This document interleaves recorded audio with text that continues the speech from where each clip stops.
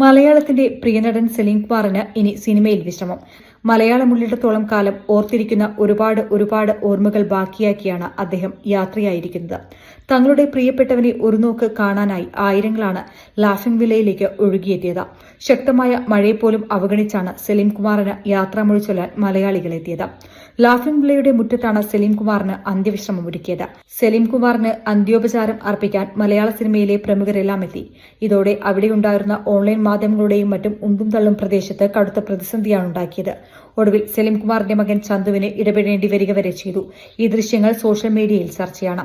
സലീം കുമാറിന് guard of owner നൽകാനെത്തിയ പോലീസുകാർക്ക് പോലും ബുദ്ധിമുട്ടുണ്ടാക്കുന്നതായിരുന്നു മാധ്യമങ്ങളുടെ തിരക്കം. ഇതോടെയാണ് ചന്തു സലീം കുമാർ പ്രതികരിച്ചത്.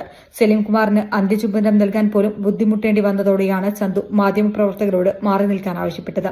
എന്നാൽ ഈ ഇടപെടലിന് തിക്കും തിരക്കും കുറയ്ക്കാൻ സാധിച്ചില്ല. ഇതോടെ നിറകണ്ണുകളോടെ ചന്തു പൊട്ടിത്തെറിച്ചു. നിങ്ങൾക്ക് എന്താണ് വേണ്ടത്, മാറി നിൽക്കട എന്ന് ഉള്ളുകലങ്ങിക്കൊണ്ട് ചോദിക്കുന്ന ചന്തുവിന്റെ വീഡിയോ സോഷ്യൽ മീഡിയയിൽ ചർച്ചയാണ്. സ്വന്തം അച്ഛൻ മരിച്ചു കിടക്കുമ്പോൾ പോലും യാതൊരു മര്യാദയുമില്ലാതെ മുഖത്തേക്ക് ക്യാമറ നീട്ടുന്ന ഓൺലൈൻ മാധ്യമങ്ങൾക്കെതിരെ ശക്തമായ വിമർശനമാണ് ഉയരുന്നത്. News desk media vision.